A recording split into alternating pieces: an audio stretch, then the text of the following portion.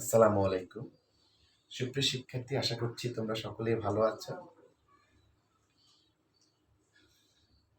Corona virus পরিস্থিতিতে তোমরা ঘরের মধ্যে আছো, নিরাপদে আছো। আজকে আমরা আলোচনা করব রেশিও অ্যানালাইসিস নিয়ে, যেখানে রেশিও অ্যানালাইসিস বলতে আসলে আমরা কি বুঝি অথবা রেশিও অ্যানালাইসিস আসলে একটি প্রতিষ্ঠানের জন্য কেন গুরুত্বপূর্ণ সে বিষয়ে আসলে আমরা এখন কথা বলবো।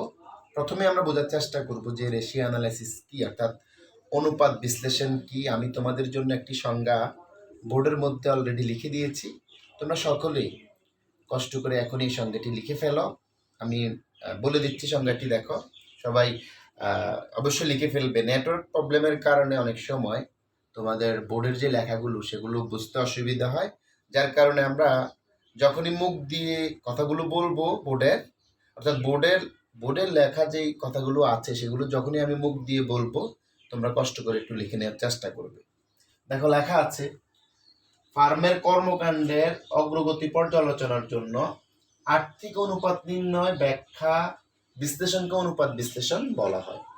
যেখানে আই.এম. পান্ডে একটি সংজ্ঞা দিয়েছেন, বলেছেন ratio analysis is the process of identifying the financial strength and weakness of the farm.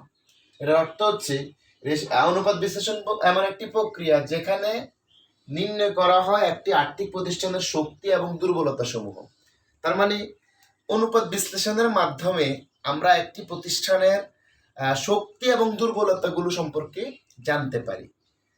তোমরা কি কথা কি বুঝতে পেরেছো প্রিয় শিক্ষার্থী? অনুপাত বিশ্লেষণ কি? অনুপাত বিশ্লেষণের মাধ্যমে মূলত আমরা জানতে পারি একটি প্রতিষ্ঠানের শক্তি এবং দুর্বলতা, অর্থাৎ একটি প্রতিষ্ঠানের কোন কোন দুর্বলতা রয়েছে সেটা আমরা অনুপাত বিশ্লেষণের মাধ্যমে যেভাবে জানতে পারি, ঠিক একইভাবে অনুপাত বিশ্লেষণের মাধ্যমে আমরা বুঝতে পারি অথবা জানতে পারি একটি প্রতিষ্ঠানের কি কি শক্তি রয়েছে। সুপ্রিয় শিক্ষার্থী, আমরা প্রথমে জানার চেষ্টা করব যে কারেন্ট অ্যাসেটগুলো কি কি, অর্থাৎ চলতি সম্পদগুলো কি কি। তার আগে আমরা চলতি সম্পদের একটু সংজ্ঞা লিখে ফেলবো। একবার সহজভাবে আমরা যখন বলবো অথবা সহজভাবে আমরা যখন বুঝবো যে চলতি সম্পদ কাকে বলে, সেটা হচ্ছে যে সকল সম্পত্তিকে, অর্থাৎ একটি ফার্মের যে সকল সম্পত্তিকে এক বছরের মধ্যে নগদ টাকায় রূপান্তর করা যাবে সেই সকল সম্পত্তিকে বলা হবে চলতি সম্পদ। সুপ্রিয় শিক্ষার্থী, আমি তোমাদের সুবিধার্থে কথাটি আবারও বলছি, একবারে সহজভাবে মনে রাখার জন্য। চলতি সম্পদের অনেক সংজ্ঞা রয়েছে বইয়ের মধ্যে, তবে তুমি সহজভাবে মনে রাখার জন্য যেই কথাগুলো খেয়াল রাখবে সেটা হচ্ছে একটি আর্থিক প্রতিষ্ঠানের চলতি সম্পদ বলতে সেই সমস্ত সম্পত্তিকে বোঝাবে যেগুলো এক বছরের মধ্যে নগদ টাকায় রূপান্তর করা যাবে। তাহলে সেই কারেন্ট অ্যাসেটগুলো কি কি আমরা একটু লিখে ফেলবো সবাই। কারেন্ট অ্যাসেটস, চলতি সম্পদগুলো কি কি একটু লিখে ফেলবো। চলতি সম্পদ, চলতি সম্পদগুলো হতে পারে এক নাম্বার ক্যাশ, ক্যাশ মানে একটা নগদ তহবিল। হতে পারে ব্যাংক ব্যালেন্স, ক্যাশ এট ব্যাংক, ক্যাশ এট ব্যাংক। হতে পারে অ্যাকাউন্টস রিসিভেবল। অ্যাকাউন্ট রিসিভেবল কি? অ্যাকাউন্ট রিসিভেবল হচ্ছে দেনাদার, অর্থাৎ প্রতিষ্ঠান যার নিকট থেকে টাকা পাবে, অর্থাৎ নিশ্চয়ই প্রতিষ্ঠান বাকিতে কোনো পণ্য, তার প্রতিষ্ঠানের কোনো পণ্য যখন বাকিতে বিক্রি করা হয় তখনই দেনাদারের সৃষ্টি হয়। সম্পদ বলতে আসলে অনেক সংজ্ঞা রয়েছে সম্পদের, তবে সম্পদ বলতে আমরা সহজভাবে যেটা বুঝবো সেটা হচ্ছে প্রতিষ্ঠানের আছে অথবা প্রতিষ্ঠান পাবে। সম্পদের মনে রাখার সহজ সিস্টেম হচ্ছে যেটা প্রতিষ্ঠানের আছে অথবা প্রতিষ্ঠান যেটা পাবে সেটাকে বলা হবে সম্পদ। আর চলতি সম্পদ বলতে বোঝাবে যে সকল সম্পত্তি এক বছরের মধ্যে নগদ টাকা রূপান্তর করা যাবে। যেমন ক্যাশ, ক্যাশ মানে নগদ টাকা, ক্যাশ অ্যাট ব্যাংক, ব্যাংকের মধ্যে নগদ টাকা, অ্যাকাউন্টস রিসিভেবল অর্থাৎ দেনাদার। এটাকে অনেক সময় সানড্রাই ডেবিটরসও বলা হয়। সেক্ষেত্রে অ্যাকাউন্ট রিসিভেবল যেই কথা, সানড্রাই ডেবিটরসও একই কথা। হতে পারে বিল রিসিভেবল, বিল রিসিভেবল হতে পারে নোট রিসিভেবল, অর্থাৎ যত ধরনের রিসিভেবল আছে সব রিসিভেবলই হচ্ছে চলতি সম্পদ। Short term investment, short term investment হতে পারে প্রিপেইড এক্সপেন্স, প্রিপেইড এক্সপেন্স অর্থাৎ অগ্রিম খরচ। অগ্রিম খরচকে কেন সম্পদ বলা হবে? খরচকে কেন সম্পদ বলা হবে? অগ্রিম খরচকে সম্পদ এই কারণে বলা হবে যে এই খরচটা এখনো অব্যবহৃত রয়েছে। অর্থাৎ ধরেন আমি একটি কলম ক্রয় করলাম 10 টাকা দিয়ে, তো কলমের যে কালি আছে কালির যদি 20% ব্যবহার হয়ে যায় তাহলে আর কত পার্সেন্ট আছে? 80% আছে। তাহলে 20% হচ্ছে এই কলমের খরচ আর 80% হচ্ছে এই কলমের প্রিপেইড এক্সপেন্স। কারণ আমি আরেকটু সহজ করে যদি বলি যে আমরা যখন মোবাইল ফোনে অর্থাৎ সেল ফোনে যখন আমরা টাকা লোড করি, অর্থাৎ আমরা আমাদের যখন সিমটি থাকে প্রিপেইড, তখন আমরা কিন্তু কথা বলার আগেই মোবাইলের মধ্যে কি করতে হয়? টাকা লোড করতে হয়।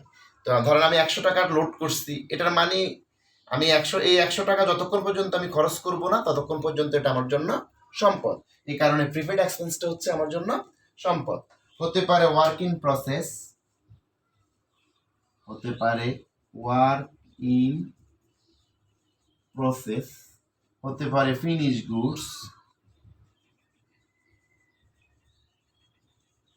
হতে পারে ইনভেন্টরি, অনেকে আবার এটাকে বলে মার্চেন্ডাইজ ইনভেন্টরি।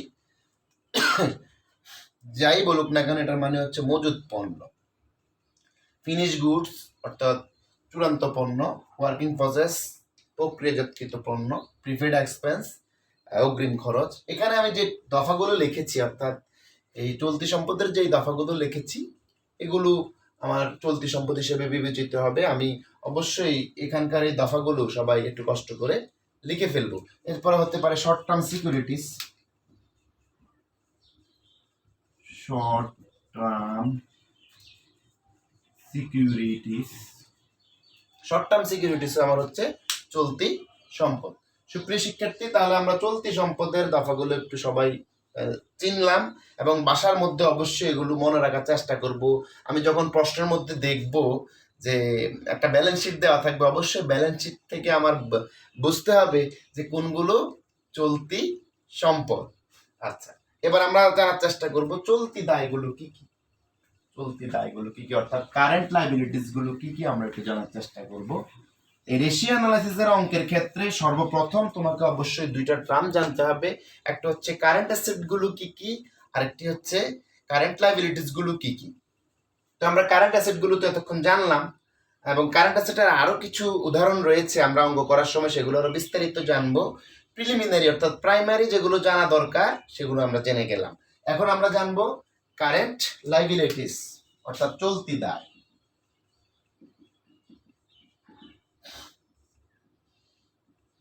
চলতি দায়ের অনেক সংজ্ঞা রয়েছে বইয়ের মধ্যে, তবে তুমি মনে রাখার জন্য যেটা মনে রাখবে সেটি খেয়াল রাখবে সেটি হচ্ছে যে সকল দায় 1 বছরের মধ্যে তোমাকে পরিশোধ করতে হবে সেই সমস্ত দায়কে বলা হবে চলতি দায়। এর মধ্যে 1 নম্বরে রয়েছে অ্যাকাউন্টস পেয়েবল, অ্যাকাউন্টস পেয়েবল হতে পারে নো পেয়েবল, হতে পারে বিল পেয়েবল,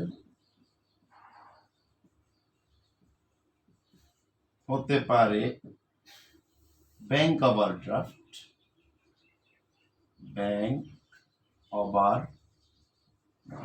অ্যাকাউন্টস পেয়েবল মানে পাওনাদার, নোটস পেয়েবল নোটের মাধ্যমে পাওনাদার, বিলের মাধ্যমে পাওনাদার, ব্যাংক ওভারড্রাফট মানে ব্যাংক জমা অতিরিক্ত।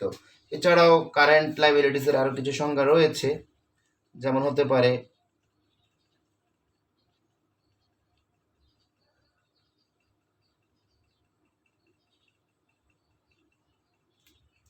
Income tax payable,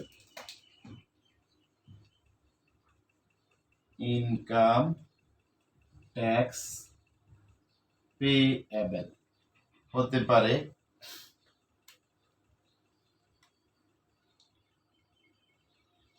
proposed dividend,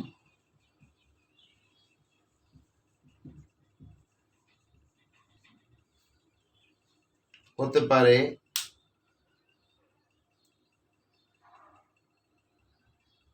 payable dividend, payable dividend. এই দফাগুলো কারেন্ট লাইবিলিটিস হিসেবে বিবেচিত হবে, অথবা হতে পারে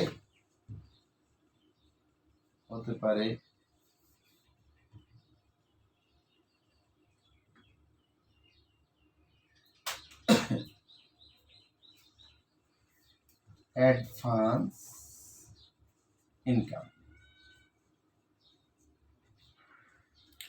অ্যাডভান্স ইনকামও আমার দায় হিসেবে বিবেচিত হতে পারে, কারণ আমি সেবা দেইনি কিন্তু ইনকাম চলে এসেছে, এটাকে আমি বলবো অ্যাডভান্স ইনকাম। তাহলে লক্ষ্য করেন প্রিয় শিক্ষার্থী, আমরা আজকে জানলাম যে আমরা কি জানলাম? আমরা জানলাম যে চলতি সম্পদগুলো কি কি, চলতি সম্পদ কাকে বলে, আমরা জানলাম চলতি দায় কি কি, চলতি দায় কাকে বলে। এছাড়া আমরা জানলাম অনুপাত বিশ্লেষণ কি, অনুপাত বিশ্লেষণ আসলে আমরা কেন শিখবো, এই সম্পর্কে আজকে আমরা জানতে পারলাম। এখন আমরা বোঝার চেষ্টা করব যে আমাদের অঙ্ক করতে গেলে যে সূত্রগুলো প্রয়োজন হয় তার মধ্যে প্রথম যে সূত্রটি আমরা শিখব সেটি হচ্ছে কারেন্ট রেশিও, অর্থাৎ চলতি অনুপাতের সূত্রটি আমরা একটু শিখবো। সবাই একটু কষ্ট করে ফর্মুলাটি লিখে ফেলবো। চলতি অনুপাতের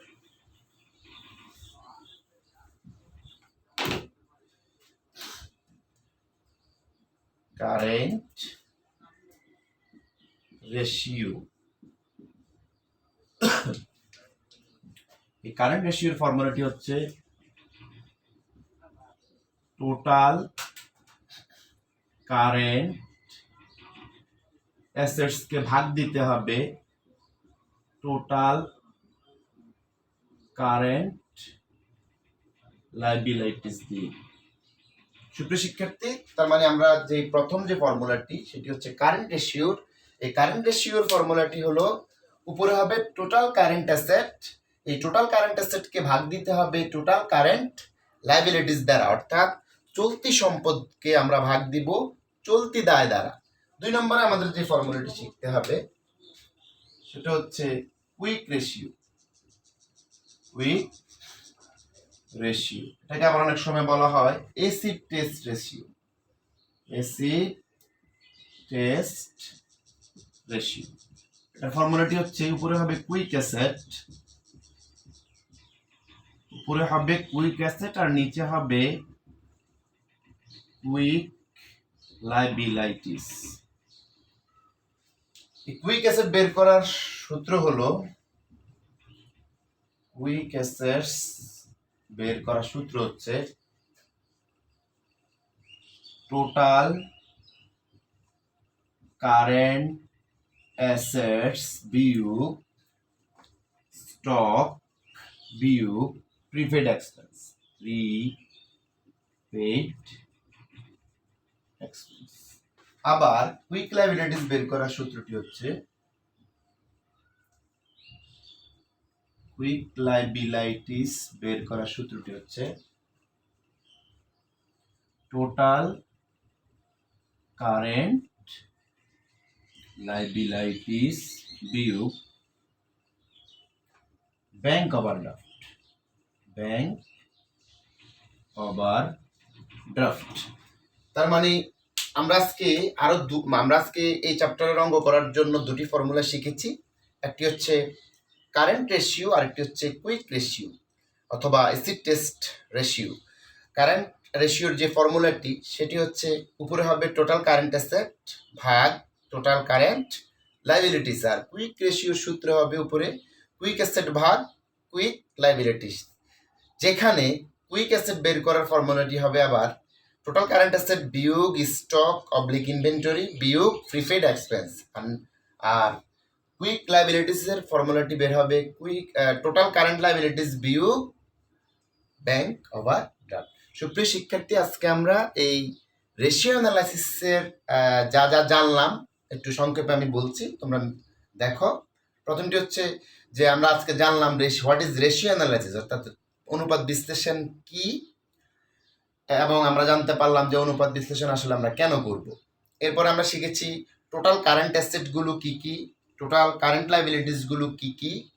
এছাড়াও আমরা আজকে দুটি ফর্মুলা শিখলাম, একটি হচ্ছে টোটাল কুইক রেশিও, প্রথমটি হচ্ছে আমাদের কারেন্ট রেশিওর ফর্মুলা, অর্থাৎ চলতি অনুপাতের ফর্মুলা, যেখানে উপরে সূত্রটি হবে টোটাল কারেন্ট অ্যাসেট আর নিচে হবে টোটাল কারেন্ট লাইবিলিটিস। এছাড়া আমরা শিখছি কুইক রেশিওর ফর্মুলা। কুইক রেশিওকে অনেক সময় বলা হয় অ্যাসিড টেস্ট রেশিও, অথবা অনেক সময় বলা হয় লিকুইড রেশিও। যাই হোক, আমরা কুইক রেশিও অথবা অ্যাসিড টেস্ট রেশিওর যে ফর্মুলাটি, সেটি হচ্ছে উপর হবে কুইক অ্যাসেট আর নিচে হবে কুইক লাইবিলিটিস, যেখানে কুইক অ্যাসেট বের করার ফর্মুলাটি হবে টোটাল কারেন্ট অ্যাসেট বিয়োগ স্টক বিয়োগ প্রিপেড এক্সপেন্স।